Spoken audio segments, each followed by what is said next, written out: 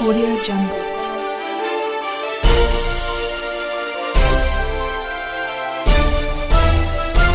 Audio Jungle.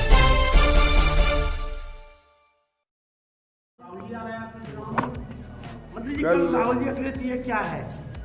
कल पूरे देश के अंदर जिस तरह का माहौल है और उस माहौल में संविधान बचाने के लिए और अंतिम व्यक्ति को ये विश्वास दिलाने के लिए कि उनके साथ पूरा देश है, वो किसी से डरे नहीं, भागे नहीं और कहीं भी उनके अधिकार कुचले जाते हैं तो गठबंधन के नेता राहुल गांधी जी और अखिलेश जी उनके साथ हैं। एक ज़बरदस्त सैलाव जिसमें 40-50 हज़ार लोग कल खिराक बाज़ार में जुटेंगे। आपने देखा होगा कि दूसरों दलों की मीटिंग एक गार्डन में होती है, किसी छोटे से मंच पे होती है, लेकिन ये जननेता हैं और जिस तरह का सैलाब उमड़ रहा है उससे लगता है कि जो संदेश पूरे बुंदेलखंड के लोगों के लिए चाहिए, क्योंकि आज बुंदेलखंड के अंदर हर व्यक्ति परेशान है। लोगों के हाथ में काम नहीं है, पीने का पानी नहीं है, यहाँ तक कि स्मार्ट सिटी झांसी में भी मतदान बहिष्कार की बात लोग कर रहे हैं। 15,000 से ज़्यादा मकानों पर टूटने का पूरा एक खौफ व्याप्त है, उसमें कुछ भी नहीं बोला जा रहा। बीडा के नाम पर जिन ज़मीनों के दाम नहीं बढ़ाए गए उन ज़मीनों को अधिग्रहित किया जा रहा है या उनसे रजिस्ट्री कराई जा रही है। ऐसे सारे मुद्दे हैं जिन मुद्दों पर कहीं ना कहीं लगता है कि बाबा साहब भीमराव अंबेडकर का जो संविधान है उसका उल्लंघन है। इक्वलिटी की बात हो, जीने की बात हो, विचारों की अभिव्यक्ति हो, हर जगह कहीं ना कहीं आम आदमी को दबाया जा रहा है। मंत्री जी कल ये संविधान बचाओ है या देश बचाओ? देखिए, संविधान बचेगा तो देश बचेगा। देश संविधान से ही चलता है।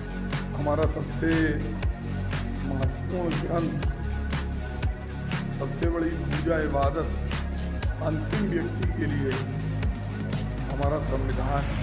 हम मर्यादा पुरुषोत्तम राम के मानने वाले लोग हैं। हम देखते हैं कि राम राज्य में भी समानता की बात थी। समाज के अंतिम व्यक्ति के आवाज़ को भी कभी मर्यादा पुरुषोत्तम राम ने ठुकराया नहीं।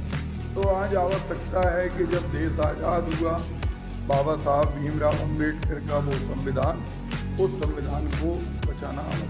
भाजपा भगवान राम के आदर्शों पर नहीं चलती है? मैं ये नहीं कहता, ये तो पूरी देश देख रहा है, लेकिन हर जगह कहीं ना कहीं ऐसा लगता है कि अंतिम व्यक्ति की आवाज़ को दबाया जा रहा।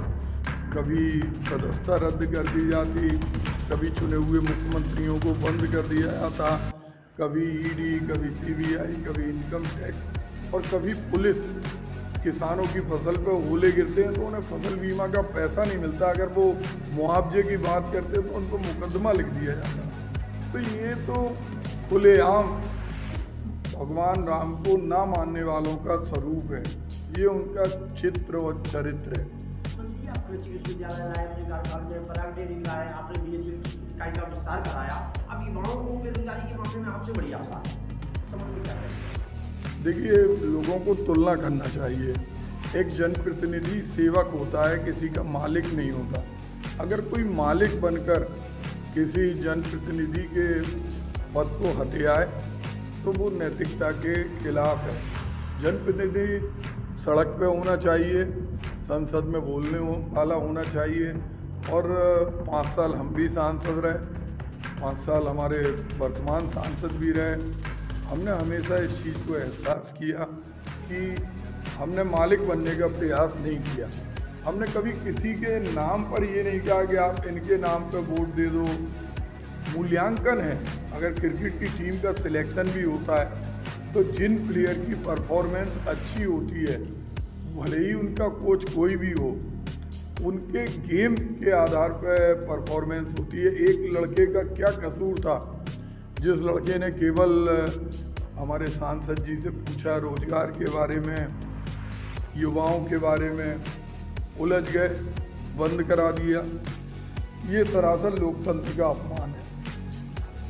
आज निश्चित रूप से ललितपुर और झांसी बेरोजगारी से भरा हुआ है। कभी फूड पार्क की बात होती थी, नहीं बना।